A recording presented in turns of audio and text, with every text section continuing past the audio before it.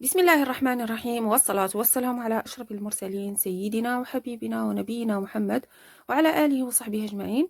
السلام عليكم ورحمة الله تعالى وبركاته. كما كتشوفوا معايا في الصورة غنطبقوا هذا الموديل هذا اونصومبل رائع جدا بالصاية اولا بالتنورة. غادي نحتاجوا ليه 4 متر ديال الثوب. التنورة غادي ندير فيها مترين ونصف. غادي ناخذ الثوب ديالي طول على هذا الطول ديال الثوب عندي فيه 4، غادي نحيد منه مترين ونصف. بالنسبه للتنوره بغيتو ديروا فيها غير مترين تقدروا ديروا فيها مترين، بغيتو ديروا فيها مترين ونصف ديروا فيها، بغيتو ديروا فيها 3 متر راه غديروا فيها حتى 3 متر ديروها كلوش.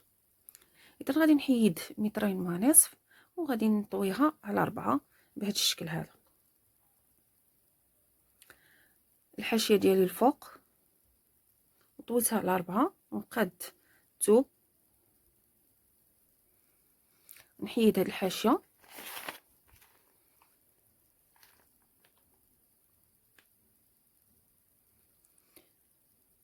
اول حاجه غادي نديرها غادي نهبط هنا ب10 ديال السنتيم اللي غادي نخليها ديال لاستيك. هاد 10 ديال السنتيم على حسب لاستيك اللي غادي ديروا، يعني كتاخذوا الطول ديال العرض ديال لاستيك في 2 وكتزيدوا 2 ديال الخياطه. هنايا كنحطوا العبار ديال الحوض ماشي ديال الخصر لان فيه لاستيك. كتاخذوا الدوران ديال الحوض وكتقسموه على 4 وكتزيدوا 5 ديال السنتيم. ثم غادي نحدد الطول اللي عندي فيه متر وكنحطو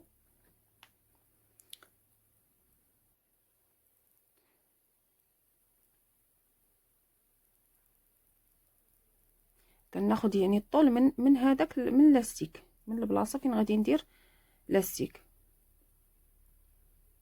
كنزيد غير 1 سنتيم لتحت، والتنوره ماشي مشكل الا كانت طويله.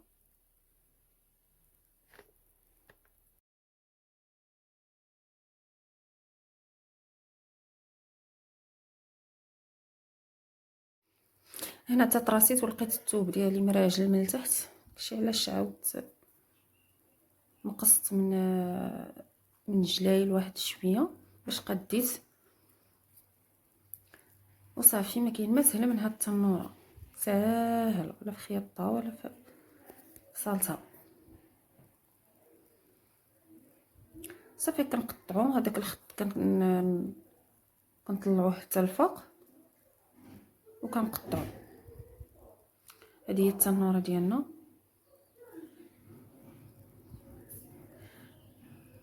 دابا غادي ناخذ هذيك المتر ونصف اللي بقات اللي غادي نديرو فيها القويميجه او لا شوميز اللي طويله.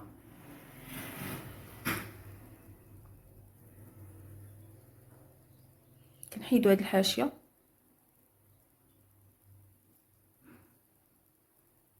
ونقادو الثوب ديالنا على 4 نطويوه على 4 على الطول ديالو.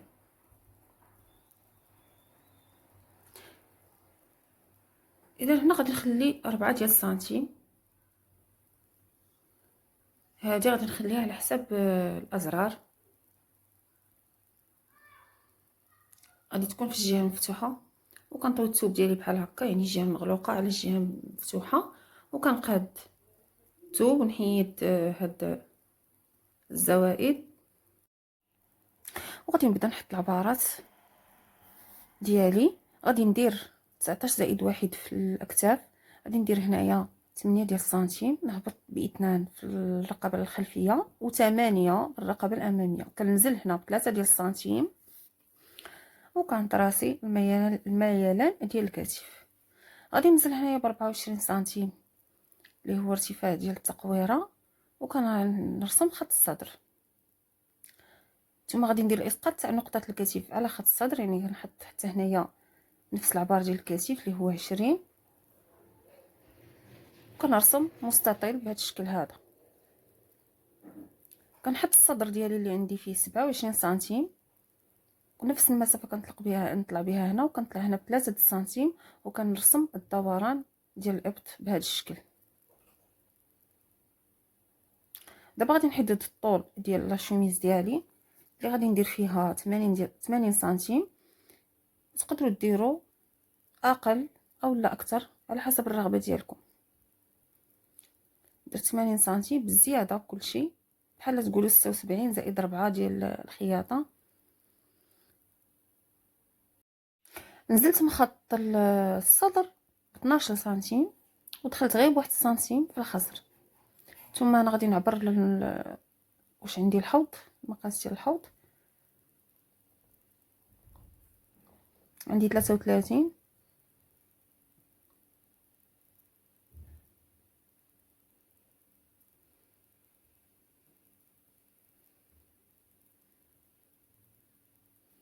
انا حتى تراسيت وفكرت قلت هنايا نزيد نوسعها شويه، جيت الخصر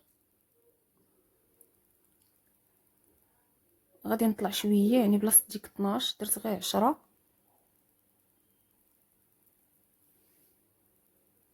باش تجيني لاغج. دابا الحاجه الواسعه كتجي مريحه في اللبسه وكتجي مزيانه، وهي اللي راها دابا طوندونس. كنعدل هنايا الطول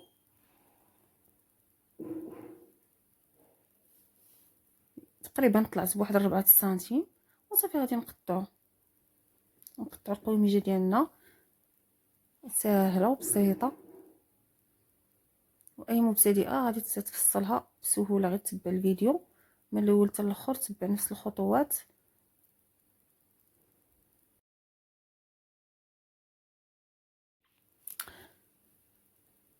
انا بالنسبه للرقبه كنزل غير ب5. انا راه قبيله قلت لكم 8، غلطت نسيت واش غادي ندير الكول. انا كنزلو غير ب5 سنتيم حيت غادي نديرو الكول.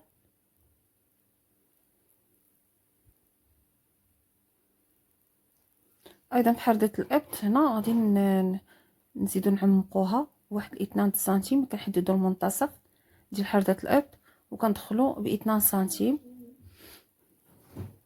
نقادو نعاود نقادو الدوره ديال الابط. هاد الزوائد هادو ملي كتحيدوهم راه كتعطيكم واحد الفصاله ديالكم اللي هي مزيانه، يعني كتحيدوا لكم داك الزوائد اللي كيكونوا تحت حدا الابط جهه الصدر.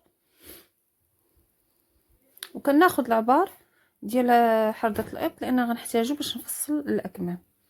كناخذ هذاك الثوب اللي بقى لي في التحت وكنخليه هكا كما هو، يعني نطوي على 4. غير كنقادو باستعمال يعني كندير واحد الزاويه قائمه، كنحيد هاد الزوائد وكنبدا نحط العبارات نتاعي ديال الكم ديال القميجه. غادي ندير له باندا وبالتالي غادي نحدد الطول وغادي نحيد منه 5 سنتيم ديال الباندا وغادي نزيد له 3 سنتيم، يعني 55 سنتيم. كنحدد 55 سنتيم.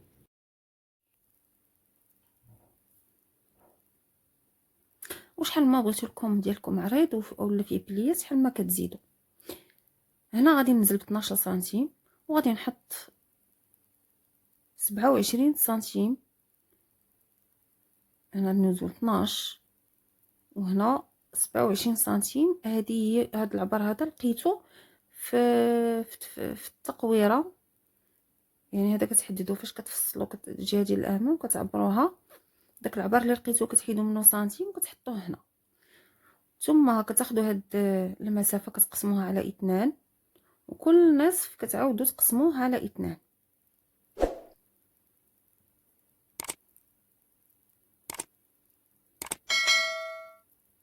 هنا كنخرجوا بواحد ونصف وهنا كندخلوا بواحد ونصف وكنتراسيو الكم ديالنا بهذا الشكل هذا.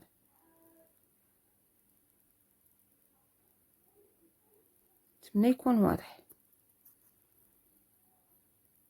اللي وصلت معايا حتى لهنا تضغط على جيم وتصلي على النبي صلى الله عليه وسلم.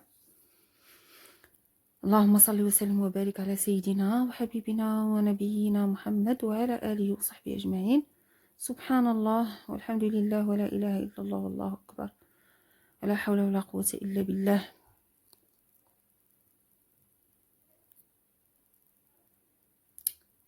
وصافي كنطراسيو لكم ديالنا بهذا الشكل هذا وكنقطعوه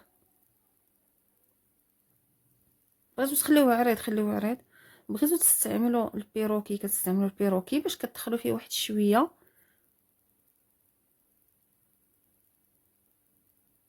تقريبا انا دخلت واحد 2 سنتيم. هنا غادي نتاكد من هذا الدوران ديال حردة الابط واش جاني نيشان. هانتوما عبار جاني نيشان، صافي غادي نقطعو.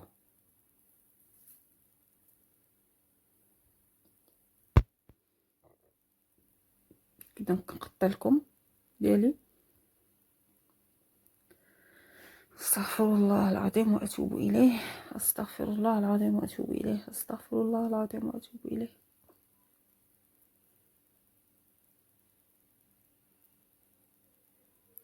قولوا لي الاخوات كيفاش جاكم الفيديو ديالي، وكيفاش كيجيكم المحتوى ديال القناه، وكيفاش كيجيكم الشرح. عندكم اي استفسار او لا اي ملاحظه خليوها ليا.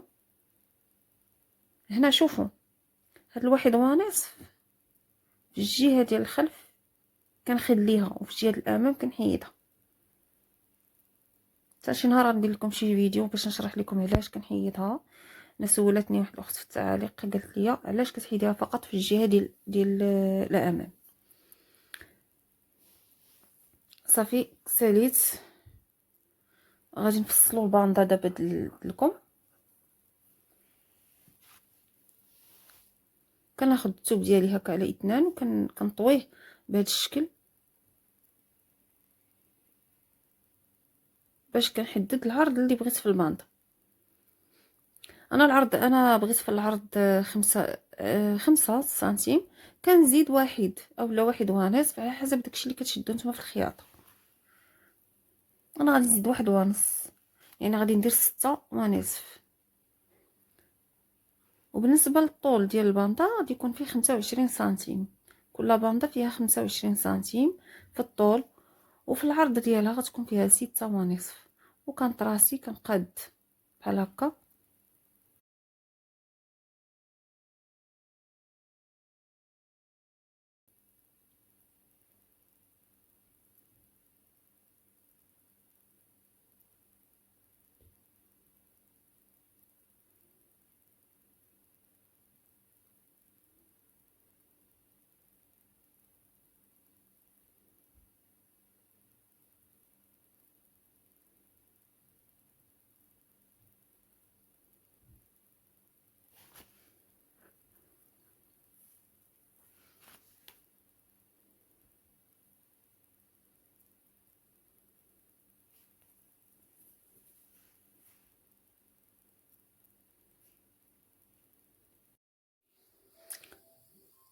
صافي هادو هما الباندات ديالي.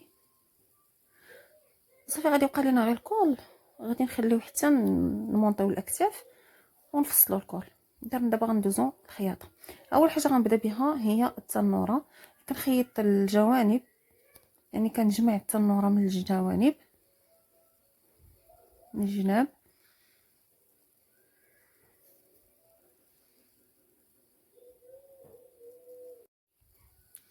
خيط الجهه الثانيه ولا الجانب الثاني. لا اله الا انت سبحانك اني كنت من الظالمين. اللهم صل وسلم وبارك على سيدنا محمد.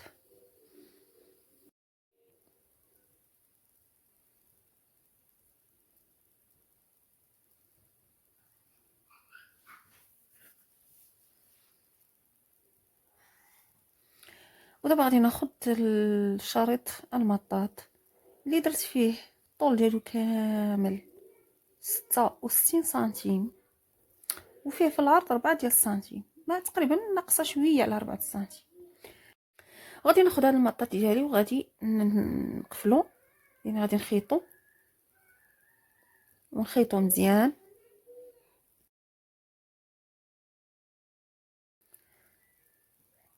وكنطويه على 2 وكنعلم المنتصف، يعني كنقسمو على 4 وكنعلم. وكذلك التنوره كنحدد المنتصف ديالها، يعني حتى هي كنقسمها على 4 ديال الاجزاء. نحدد المنتصف ونعلم علامه ونبدا نخيط شريط المطاط باش هكا كيتوزع بواحد الشكل متساوي، وكيكون عندي واحد الشريط اللي هو يعني داك الكشكاشات اللي كيتشكلوا بواحد الشكل اللي هو متساوي. اذا غنبدا الخياطه الاولى، كنخيط في الداخل، كنشد يعني واحد تقريبا واحد نصف سنتيم، ونبقى غادي كنجبد وكنخيط وكندير العلامه مع العلامه، دوك العلامات اللي علمت وكنخيط.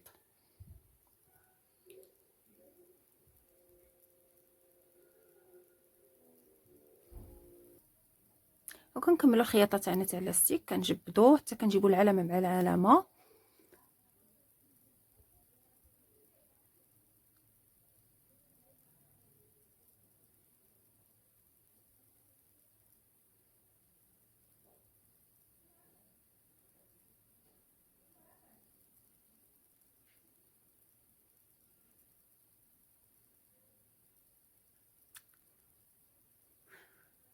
صافي، دابا هذه الخطوه الاولى. من بعد غادي نقلبوا لاستيك هكا للداخل،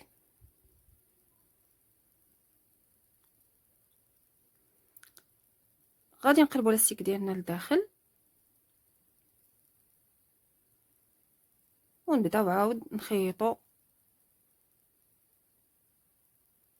فوق ديك الخياطه اللي درنا في الاول، نجبدوا ونخيطوا بحال هكا، ونحاولوا اننا يعني نخليو القياس ديال اللاستيك باش ما يجيناش لاستيك لداخل في عوج، اولا يعني باش ما يتلواش لينا داك اللاستيك لداخل. خليو له الفسحه فين يكون لاستيك ديالكم مقاد. صافي، بهذه الطريقه هذه كيجي لاستيك ديالنا هكا رائع ومفيني.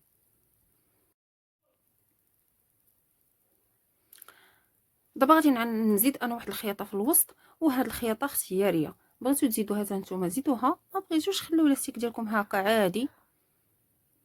كنجبدوا لاستيك وكندوزو واحد الخياطه في الوسط هكا باش كنثبتوا لاستيك تاعنا مزيان، ما كيبقاش يتلوى لينا داخل يعني في الداخل ديال هاد الباندا يكون مثبت مزيان.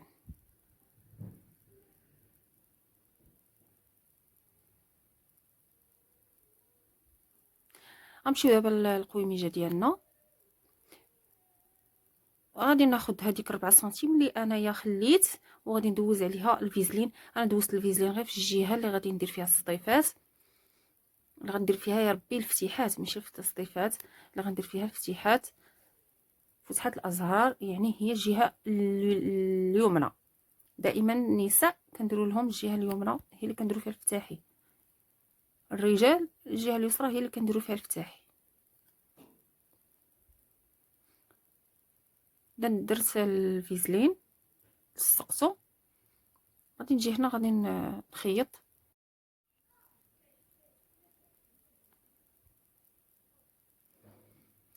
غادي نخيطو حتى الفوق،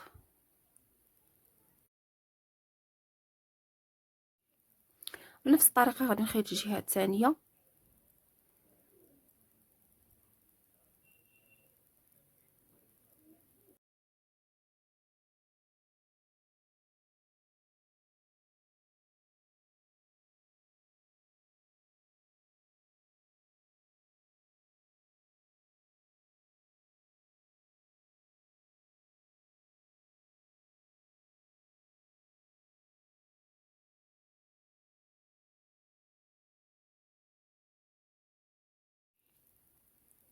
استغفر الله العظيم واتوب اليه، لا اله الا انت، سبحانك اني كنت من الظالمين.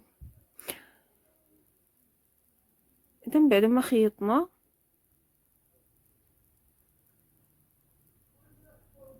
يعني كنخيطوا على اساس ان منتصف الكورساج يكون هو منتصف شريط الازرار.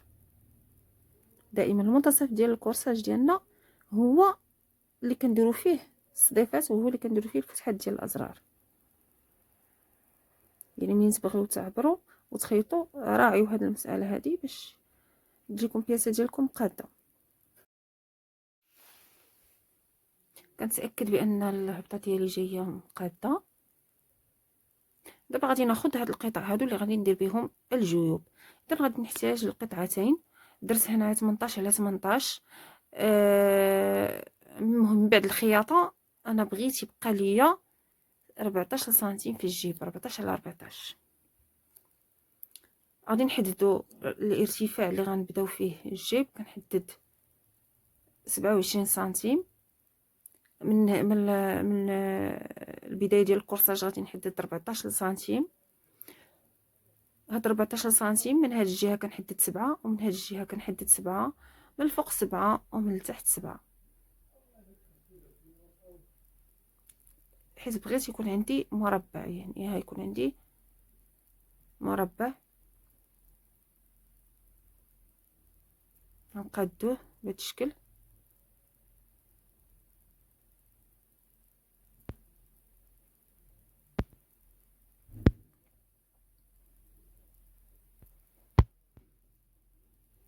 كنسورجي هاد القطع ديال الجيب وغادي نتني واحد التنيه. يعني كنحسب كما قلت لكم انا بغيت في الطول ديال الجيب يكون عندي 14 والعرض يكون 14. خليت سنتيم ديال الخياطه لتحت وتنيت تقريبا واحد 2 سنتيم ونصف، وغادي نتني عاود واحد سنتيم من هنا، تقريبا واحد سنتيم ونص وسنتيم ونص سنتيم ونص. من داكشي اللي غتشدو في الخياطه. ومن التحت كنشد بحال هكا الجيب ديالي بحيث نتحصل على واحد المربع اللي فيه 14 سنتيم على 14 سنتيم. هنا كنعاود نعبر.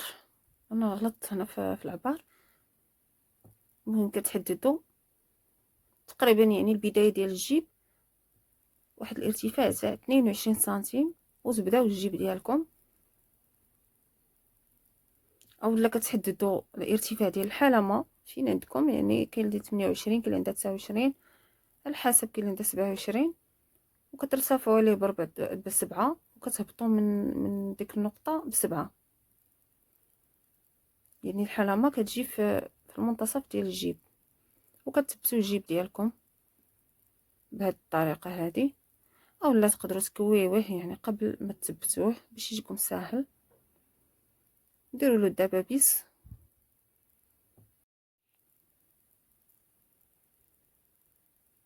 هنا في هذا الكوان هذا حاولوا تسدوا الخيط مزيان باش الجيب ديالكم يبقى ما يتحلش مع الاستعمال.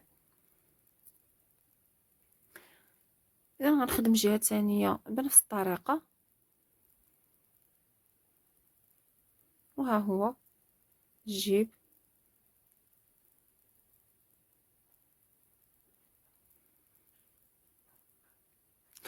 دابا غادي نمونطيو البياسه ديالنا الكتيفات مع الكتيفات وغادي نخيطو.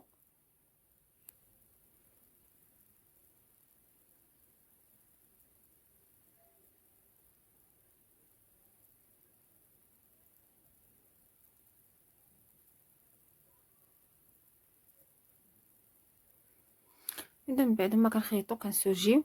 كنمشي دابا باش نلصق الكميمات. انا ديجا كنكون معلمه العلامه اللي غتجيني مع الجهه ديال اليمين اللي كنكون ديجا دايره فيها علامه. وكنخيط كنبداو لكم بالمنتصف باش يجيوني الجهتين مقادين. حتى الا شاطت لي شي زياده نفس المقدار ديال الزياده اللي غيشيط لي في هاد الجهه هو اللي غيشيط لي في الجهه الاخرى. خصني نحاول انه الكمام يجيوني متوازنين باش ما يبقاش الكم يميل ليا لواحد البلاصه او ردوا البال. هادشي علاش ديما كنبدا من المنتصف ديال الكم وغادي نخيطو.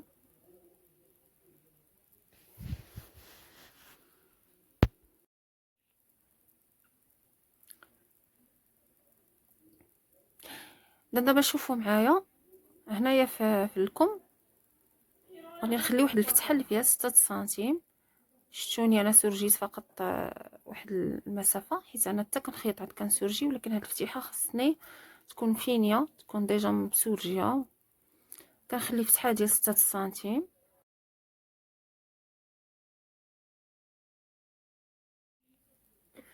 اذا دابا غادي نفينيو هذيك الفتيحه اللي خلينا، كنطويو 1 سنتيم للداخل بهذا الشكل،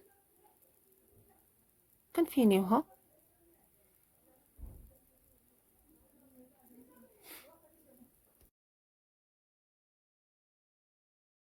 كتغرزوا الابره هنا في هذا القنت، كتخيطوا الدوره مع الفتحه ديالكم بهذا الشكل. وغادي ناخذ هاد الباندات هادو كنسدوهم من الجناب، كنخيط 1 سنتيم في الجناب.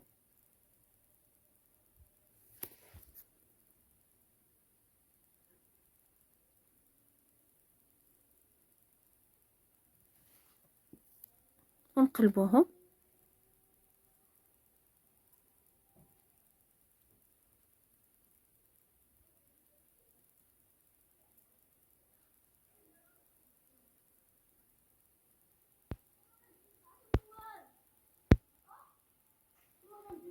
بحال هكا صافي. غادي نخيطوهم مع الكميمات. عندكم جوج ديال الطرق، اما غادي تخيطوه هكا وتسورجيو في الاخر، اما غادي تخيطوا بحال الشكل ديال يعني تفتحوا الباندا ديالكم وتدخلوا دوك الزوائد ديال الخيط لداخل وتعاودوا تثنيو، يعني كما كنفينيو الكول. المهم انايا خيطت بحال هكا، كنخيط وكندير بليات، كندير عيني ميزان، يعني كنحاول انني نقاد هذوك البليات نوزعهم بواحد الشكل متساوي على الدوره ديال الاسويره كامله باش تجيني قاده مع الباندا.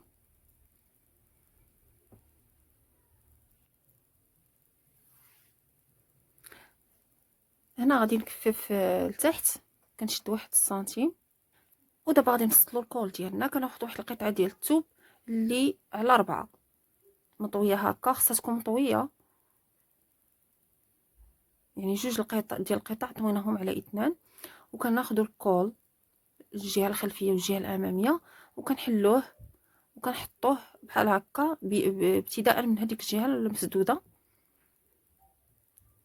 وكنحطوا القياس ديالنا وما نجبدوش الكول خصو يكون مرخي، يعني يكون عادي، ما نجبدوش، اولا نقدروا نعبروا بشريط السنتيمتر. هاد القياس هذا هو اللي غادي نديروه هنا الفوق.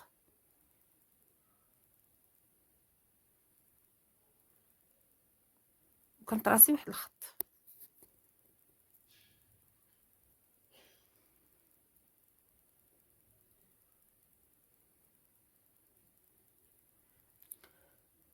اذا هنا غادي نطلع ب4 ديال السنتيم، يعني ودخلت ب3 ديال السنتيم. ركزوا معايا، دخلت ب3 سنتيم. هنا غادي نخرج ب2 سنتيم، كنطراسي واحد الخط. انا غادي نعاود نعبر، حيت انا بغيت في الكول ديالي، بغيت في العرض ديال الكول يكون فيه غير 7 ديال السنتيم. داكشي علاش عاودت عبرت هنا. هنا غادي نخرج ب 2 سنتيم، وغادي نعاود نصايب الكول. دابا هذاك الكول التحتاني اللي هو غادي يكون بحال كول اوفيسي، هذاك العرض ديالو خصو يكون فيه 2.5، وخليت 1.5 لتحت تاع الخياطه. والفوقاني غادي يكون فيه 5 ديال السنتيم. واضح؟ وطراسيتو بهذا الشكل.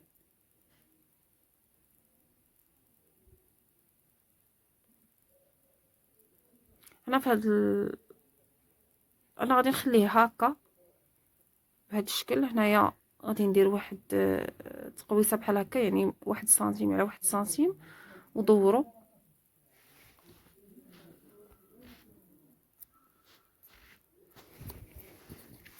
صافي الكول ديالها غادي نخليه بحال هكا، وغادي نقطعو غادي نخليو سنتيم ديال الخياطه لتحت خلاص راني ديجا خليت هنايا سنتيم ونص، هنا غادي نخليو غير سنتيم.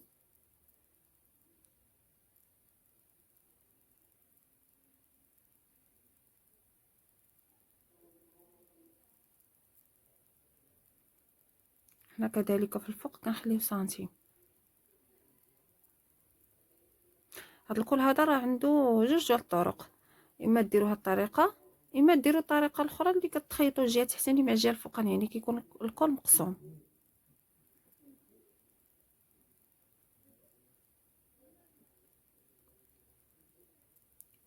غادي ندوز الفيزلين على الكول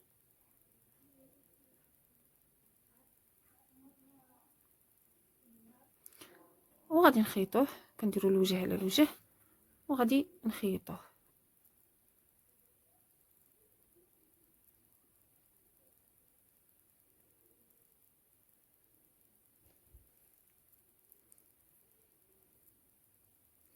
استغفر الله العظيم واتوب اليه، لا اله الا انت سبحانك اني كنت من الظالمين. قولوا لي كي جاتكم هاد الطريقه ديال الكول؟ يعني بزاف ما كيديروش هاد الطريقه. المهم هاد الطريقه هادي راه سهله بسيطه. هانتوما كتغرزوا الابره في ديك القنت، كتكملوا الخياطه تاعكم. تقدروا تراسيو الكول، تقدروا تعاودوا تراسيوه وتتبعوا عليه.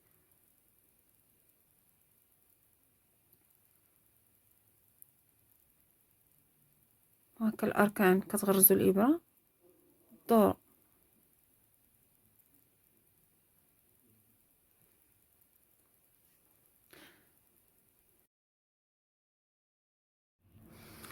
هنا غادي نجي لهاد القنت هذا وغادي نكراني، كنحيد بعدا هاد الزوائد ديال الخياطه، كنكراني هنايا، كنقرب الخياطه، كندير واحد الفتيحات في ديك الدوره هنا في هاد الركن كرانيو باش منين تقلبوا ما يجيكمش تكماش. وهنا في هاد الدوره هادي ديروا كرانات.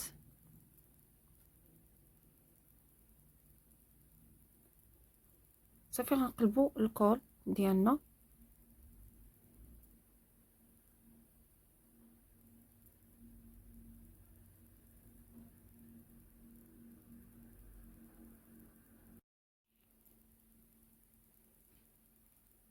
انا هاد القنت هذا ديال الكول تحاولوا تخرجوه بشي فنيته اولا بالفتاق او مع فاش كتقلبوه كيبقى حاصل لداخل، بشويه عليكم تخرجوه.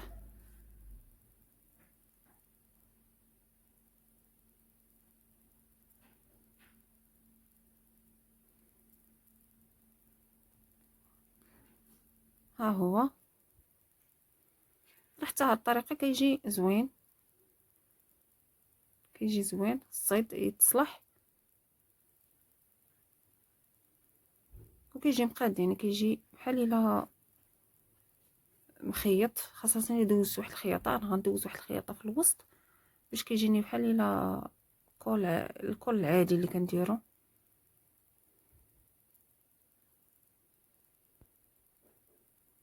هانتوما دوزت واحد الخياطه في الوسط.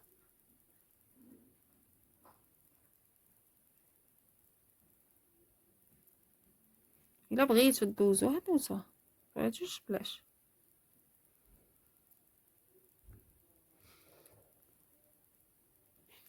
صافي هذا هو الكول ديالي. دابا غادي ان شاء الله بحول الله نمشيو باش نركبوه.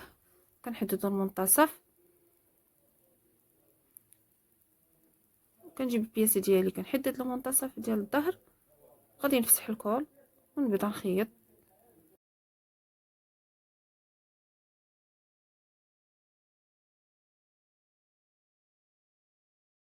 وغادي نخيط الجهه الاولى ونعاود نخيط الجهه. المهم انا راه بديت من المنتصف ديال الظهر.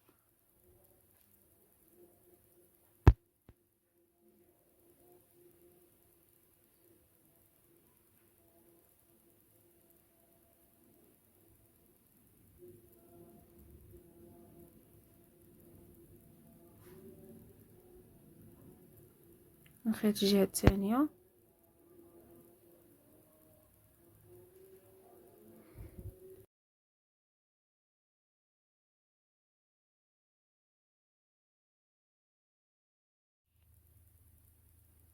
وغادي ندخل هذوك الزوائد ديال الخياطه لداخل ونقلب، نطوي هكا سنتيم، نقلب الكول ونخيط.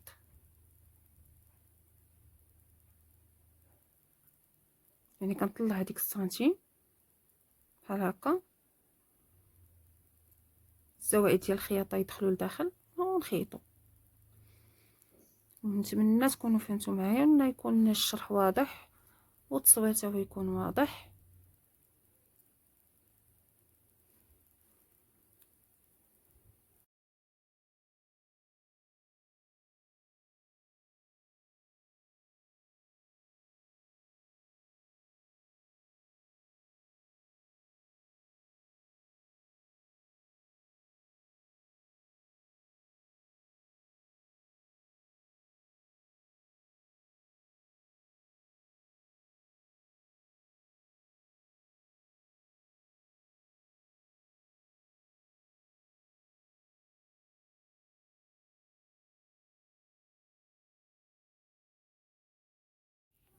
انا منين وصلت هنايا كملت، درت بالخياطه، درت بالخياطه على الكول كامل.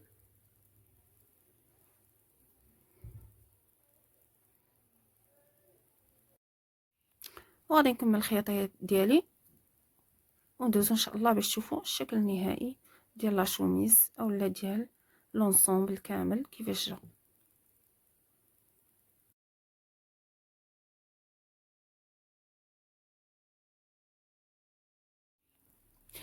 وهذا هو الشكل النهائي ديال لونسومبل ديالنا. قولوا لي في التعليقات كيفاش جاكم، واش عجبكم، واش كان هذا الفيديو هذا مفيد، واش استفدتوا منه، اي ملاحظه او استفسار او اي سؤال خلوه لي في التعليقات. كنتمنى ان هذا الفيديو هذا يكون فادكم، وانكم تكونوا استفدتوا بزاف من اي معلومه عطيتها لكم من طريقه التفصيل، طريقه ديال الخياطه. فإلا عجبكم هذا الفيديو هذا ما تنساوش تضغطوا على زر اعجاب. ولا كنتوا اول مره كتشوفوا القناه نتاعي، كنتمنى وكيشرفني انكم تشتركوا فيها وتفعلوا الجرس باش دائما توصلوا بجديد القناه. والى فيديو اخر ان شاء الله، والسلام عليكم ورحمه الله تعالى وبركاته.